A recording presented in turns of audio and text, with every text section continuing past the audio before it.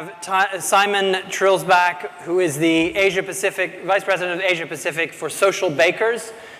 You might have seen outside, Socialbakers has a measurement booth with some interesting things showing on there. But without further ado, I will hand it over to Simon. Simon, please, come on up.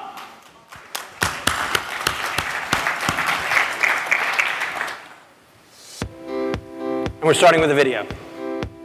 Yeah, turn it up. Wonder if I gave an Oreo to the big bad wolf, how would the story go? Would he still go huff and puff, or would he bring those pigs cool stuff to decorate the deck he helped them build? Would they not get killed? Wonder if I gave an Oreo to a vampire in a creepy show. Would he not act so undead? Would he thirst for milk instead? I've just got this feeling that it might work out alright. 'Cause cream does wondrous things inside a chocolate sandwich dream. If I gave them to great white sharks, would they share them with baby seals? Would they call up a giant squid for a friendly meal? Wonder if I gave an Oreo. Wonder if I gave an Oreo. What if I gave an Oreo to you?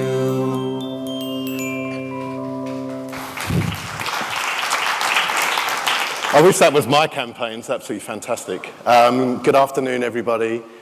First of all, congratulations to Social at Ogilvy and Branded for putting on a fantastic event. I've learned heaps so far, so congratulations, guys. So my name's Simon Trilsbach. I'm from Socialbakers, and I put that video onto the presentation on purpose, and it might sound a little strange, but stay with me. The content that I'm going to present on is about measurement and kind of analytics and the science behind social media, and this really doesn't have anything to do with it. But I think a common thread that's come through most of the presentations today is there's still this artistry, there's still this magic that we need in social media, and we need both things really. It's great to measure, it's great to optimize, but if the content is average, then you can optimize the hell out of it, you're still going to get an average result. So hopefully we'll kind of connect the dots as we move through the presentation. So I'm going to look at measuring and measuring what matters in measurement. Just a very quick elevator pitch on Socialbakers, if you like. We tend to have quite a good brand in the market because we've given away loads of free data. And as I'm responsible for sales, I kind of really like that, and also I want to kind of sell to the people that are using the free data. But it's been a fantastic way of getting the brand out to the market. And really, our mission is to try and help social media marketers optimize and measure the way that they're doing social media. And we plug into most of the social platforms. So if you haven't heard of us, or you want to understand more, then please feel free to reach out to me or one of the team outside. So let's start with the evolution and kind of what's going on in social media at the moment. It's 5 years ago, almost to the day, that Adobe purchased Omniture for $1.8 billion US, which at the time seemed a staggering acquisition, but it's turned out to be a complete masterstroke because it's really the jewel in the crown now of a company that's best known for, historically, desktop publishing and graphic design. And the reason being is web analytics has gone from a nice to have, something, we should have a look at what people are doing on our website, to an absolutely critical component of any web property. There isn't anybody that's selling something online that doesn't have Google Analytics or Omniture or one of the other players. And we believe that social analytics is going to do the same thing. When you think about it, it makes sense. It's where the eyeballs are. It's where the audience is, it's where the money is going, and the more money that goes into a platform, then the more important it is to measure.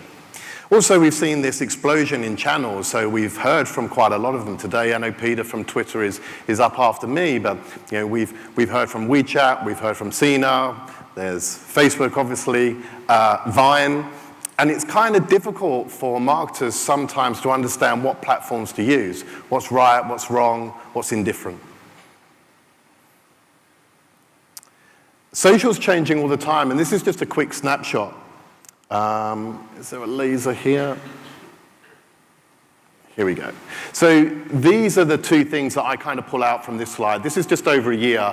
Media has almost tripled in terms of Facebook interactions, and celebrity and entertainment has almost tripled as well. So just in a short space of time, the makeup of how we're interacting with Facebook properties is changing. Perhaps that kind of celebrities and entertainment is why dunnhumby have invested into StarCount. And if you haven't come across StarCount, I urge you to check it out, because it's a really interesting proposition. I'm simplifying things, and so forgive me for it, but this was the job of the social marketer in the early days: create some content and then publish it. And I talked to a lot of companies, I talked to a lot of prospects, and surprisingly enough, there are still organizations that they're not too far away from this. My wife in particular works for one of the best known publications in the world, and the person that runs their social media is an intern that, just because he kind of knows Instagram better than anybody else. It's kind of interesting. I've been trying to get a meeting there. I can't even get a meeting with my wife. It's just, that's wrong. Okay, so this is what we're doing now, and kind of pulling it back to this balance of artistry and analytics, science and seduction. This is where it starts to come alive a little bit, because all of a sudden we are creating content and we don't want to lose that creativity, but we're trying to analyze as well. We're trying to understand what works, what doesn't work, and why, so we can replicate it, and of course understand what's not working so we can suppress it. Performance metrics have changed. So it used to be about fans and followers. I need to have fans, need to have followers. And a lot of the time that was coming down from the CEO, because that's all they understood. And it was interesting that the lady from Vodafone was talking about engagement, and at Socialbakers we looked at engagement rate as one of the key KPIs for social media managers, and she mentioned that they look at shareability. So they've kind of taken engagement rate and evolved that. And we've done something similar. So we now recommend interactions. So this whole marketplace is changing. But interactions is only one component. We'll look at a few more in a minute.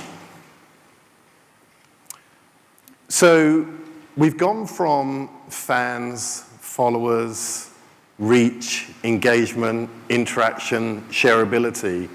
And Andrew from Microsoft was talking about how we try and map those metrics to business objectives. And this is something called the AAA framework. It basically stands for audience, activity, and action. And the audience is about where are they online? Are they on Facebook? Are they on Twitter? Are they on any social platform at all? They might be on your website, they might actually be in your store. It doesn't necessarily need to be digital. But understanding where they are, but also understanding the demographics, the social behaviors. This stuff isn't new. The direct marketing guys have been doing this for a long while. I used to work for a company called Experian that had a whole product based around geo-demographic profiling. So trying to understand what somebody looked like or had a propensity to look like based on where they lived. And really the theory is birds of a feather flock together. So understanding that audience and being able to profile and segment it to do something with it, that's nothing new. What is quite new is that we have more social data at our hands, so we can get this information easier. The activity is what's going on.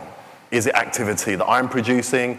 Is it activity my competitor's producing? Is it activity that the customer is producing or the prospect is producing? And then finally, the action is all about automating the process as much as we can so we get some recommendations and we do something with it. So I'll give you a really, really simple example of how this kind of plays out. So here we've got three kind of charts. So we've taken billion bits of data and we've served it up into a simple dashboard. And you know, these are quite simple examples, but I think it kind of brings it to life. Apologies for the size. But this chart is basically saying, here's product A, here's product B, red and the blue. Here it's telling me that the amount of posts that I'm doing, that product B is doing here, in terms of video is 9%, and yet the engagement rate is 17%. So that's a little bit of data, it's giving me a little bit of insight, and then the action is, well, I should do more video. Kind of simple, right? The second thing is when my fans are online. So there's obviously a peak here for 8 p.m. for product A, and 4 p.m. on a Sunday, and for product B, slightly different, 12 p.m., 11 a.m. Again, really simple stuff, but let me optimize the time of my campaign. And then finally, this is the social customer care responses for product A and product B. And this example is the same company, just two different products. Now, what this is telling me is I basically need to kick both teams up the bum, because one of them has only answered 3 questions out of 12, and these lot have kind of, you know, answered 1 out of 2, so they're not doing a very good job. So it's just a very, very simple example of how we've taken a load of data, tried to serve up some insight, and then it's basically down to common sense and the human brain to understand what you do with that. And I think there was a really nice quote the other day that said, yeah, the next social media tool that's going to be talked about is the human brain. Okay, moving on. Sorry, go back. Competition. So I've got one question for the brand marketers out there, and that is, how can you genuinely measure success if you're not comparing yourself to your competitors? Because yeah, you can tell me that you've grown your fan base by 10,000 or 10%, or you've got this amount of reach or that amount of engagement. Unless it's stacked up against your key competitors, then it doesn't really mean a lot.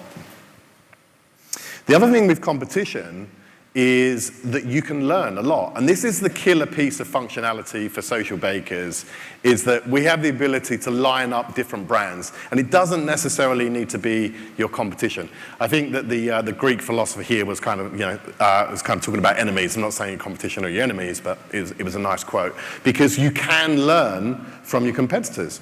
You can learn what's working for them. You can learn what's not working for them. You can therefore replicate, or you can suppress if you're doing something that doesn't work. And it doesn't necessarily need to be about your competitors. Let's look at the trailblazers. Let's look at the organizations that have some brand affinity to ours. So I was talking to Ralph at the Marriott last night. We were talking about the Marriott brand, and it was very clear to him what other brands were in his sweet spot. You know, it was luxury brands. It was BMW, it was Mercedes, it was Louis Vuitton, et cetera, et cetera. Now, you know, lining up what they're doing on social media and understanding what's working and what's not working is really, really simple to do. Sometimes you don't need to reinvent the wheel. You just need to kind of tweak. So ROI. So unfortunately, I'm not going to be emailing Andrew from Microsoft because I don't have the answer. But I do have a similar philosophy. And I actually think that there's 2 schools of thought here. The first is, does everything have to have an ROI? There are so many examples of decisions, strategies, tactics that businesses do that have no ROI. Corporate social responsibility is a good example of that. You know, when Standard Chartered Bank decide to plant 1,000 trees, do they track that back to 25 credit cards that have been sold or signed up? No, they do it because it's a good idea. They do it because, maybe they tie it back to a net promoter score, I don't know. But there's no hard ROI. A very silly example is in my old company, we used to get free cans of Coca-Cola. It was like, that didn't make us sell more. It was kind of just nice, right? So not all, I just think we've got ourselves into a bit of a pickle sometimes because everything is measured. And so the immediate response is, well, okay, that kind of seems like a good idea, but what's the ROI? It's like, well, it doesn't need to be one. And these guys put it really well, I think. So the first guy, Scott Monty, he's the former head of digital for Ford's. And he was asked a question about social media and ROI. It was the day after General Motors announced that they were going to pull $2 million worth of funding from Facebook advertising because it didn't work. That, incidentally, was the day before the Facebook IPO. So Zuckerberg would have been like, yeah, thanks, guys. Can you left that 48 hours? But Scott got asked the question, what's your take on this kind of social media ROI question? And he said, well, what's the ROI of a TV commercial? What's the ROI of a PR release? What's the ROI of wearing your trousers to work every day? He said, I don't know the answer, but I do know that there's a consequence for not doing it. And I think social media, you're either in it or you're not in it. And if you're in it, then do it and do it properly. Put some investment around it and, have that challenge with the CFO. And Gary Vaynerchuk was even more curt with his response when he said, what's the ROI of your mother? So, whoa. I think, he wasn't being aggressive. He was just saying, look, there's some things in life that are so fundamentally important, like my mother was to me. She made decisions and kind of inspired me that led me to be the person I am. But I can't go back to that conversation I had around the dinner table 18 years ago and go, oh, yeah, I'm going to track that all the way there, and I did that, and I did this, and did that, and that's made me a millionaire. It's just, impossible. However, right, we've got to be, I don't know, who was it said we've got to get grown up? I think it was Thomas right at the start of the day. So we've got to get grown up about social. So there's two pieces to this. One is, have the audacity to challenge and be brave and say, not everything needs to be measured and have an ROI, but also concurrently start to get a little bit intelligent around kind of foundation metrics. And there's a little bit of overlap with what Andrew was talking here, and it was really interesting for me to see that content. But here's some ideas around kind of metrics. I was always taught speak Greeks to the Greeks and Russians to the Russians, which basically means when you talk to different people within an organization, they have different agendas. They have different objectives. So for lawyers, for example, then they are going to be interested around social liability, social risk. For the executive, it's about revenue, it's about market share, it's about customer satisfaction. For sales, it's going to be about referrals. It's going to be about cost per social lead, how long it takes you to close that lead. And then customer service. We'll take a look about Socially Devoted, which is Socialbakers' measurement around social customer care. Now, underpinning that, there are going to be things that you can measure, like response rate, like engagement, like interactions. And our job is to cherry pick those things that we can measure and then map them against what we're trying to achieve, and then map that again to the stakeholder. And I think that's where we start to get a little bit more intelligent around measuring social media and trying to produce an ROI. So I know that's a real micro level view, and I kind of apologize for that. But if you really want to get into the subject matter, then please feel free to grab me or one of the team. We've got a whole team of business consultants that live and breathe this stuff. So if you're feeling that that's a challenge for your organization, then we'd be really happy to help. So let's kind of go back to the kind of the artistry and look at some kind of tactical ways that you can kind of use real-time content. So, social media, is a platform that is designed for me and you, not so much customers of brands, but that's why it was designed. So we need to be intelligent and clever about what we're doing, and it's all about shareability. And these real-time events, which Twitter are absolutely fantastic at leveraging, a kind of real-time informational content platform. These are really, really powerful. So obviously we got the famous Ellen DeGeneres tweet here, but the clever, nimble marketers jumped on it. So this was LG's response that said, oh, if you had our phone, you could take it in the selfie yourself because we got this really cool button. And Lenovo said, well, Bradley's arm didn't need to be longer because we've got this extra wide lens. And, the amount of PR that these guys got from these campaigns was extraordinary.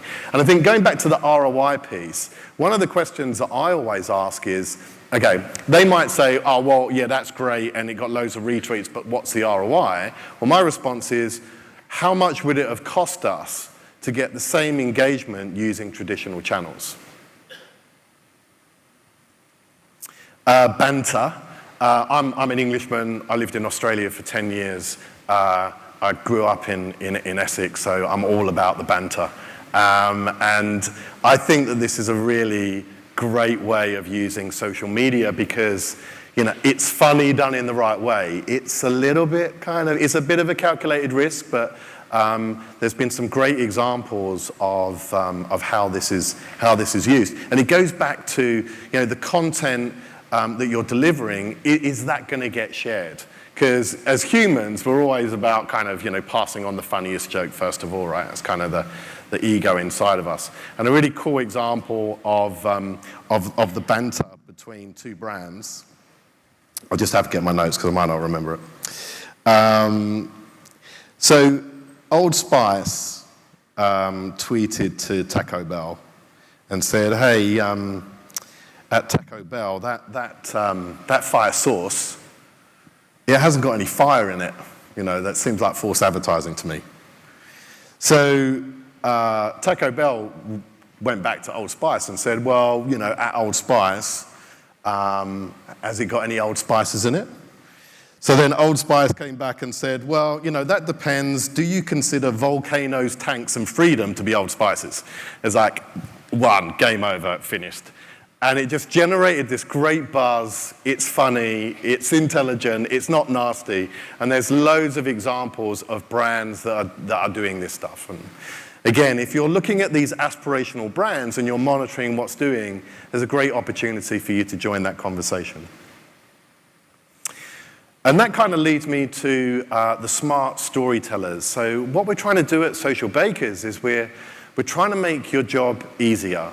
We don't have all the answers, but one of the beautiful things about the tool is it's simple to use, and that's one of the common pieces of feedback that we hear is, we love it because it's just, I'm not technical, but I can use it.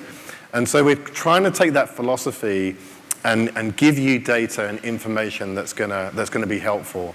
And one of the things that we've developed is this smart storytellers, where we're just looking at the kind of the interactions and the volume of posts that marketers are doing, and trying to put it in a framework where you can say who's good and who's bad.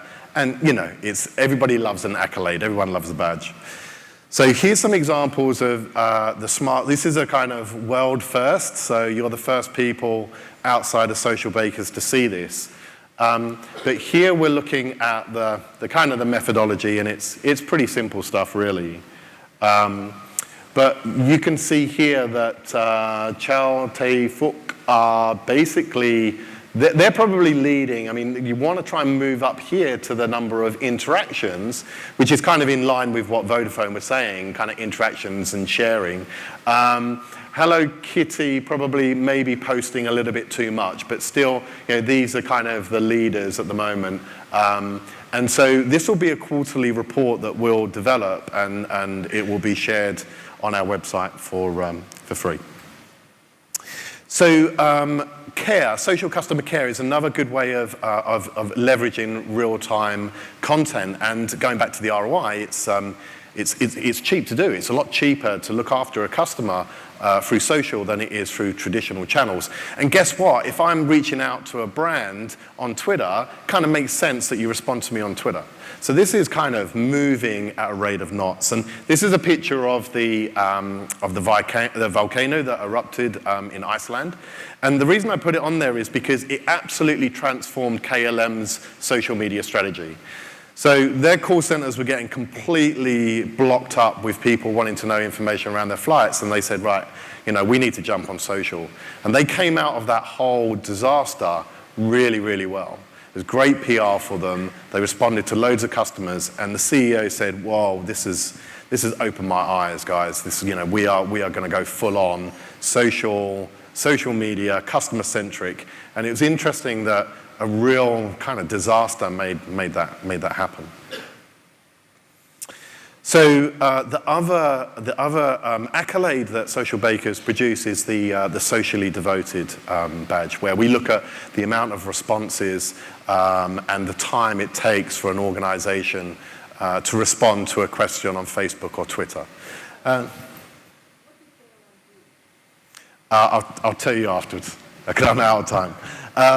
So basically, so we look at the amount of questions and how quickly organizations respond. And you can see from that example that I showed 20 slides ago that there's still organizations that are getting this wrong. If people are reaching out and asking questions on Facebook or Twitter, please respond. It's amazing how many organizations aren't doing this. And these are the top 3 socially devoted brands in Hong Kong. So the highlights probably from me are, we need to build teams that have this combination of skills of analytics and artistry, science and seduction, mathematics and magic. And it doesn't necessarily need to be the same person, right? There are people out there that exist that have got like kind of both sides of the brain. I'm certainly not one of them. But it can be teams that work together that have these specific skills, because that's the way you unlock the power of social media, in our opinion. The second thing is that, don't be afraid to challenge the CFO. Not everything has to have an ROI. Sometimes it's just a good idea. It makes sense.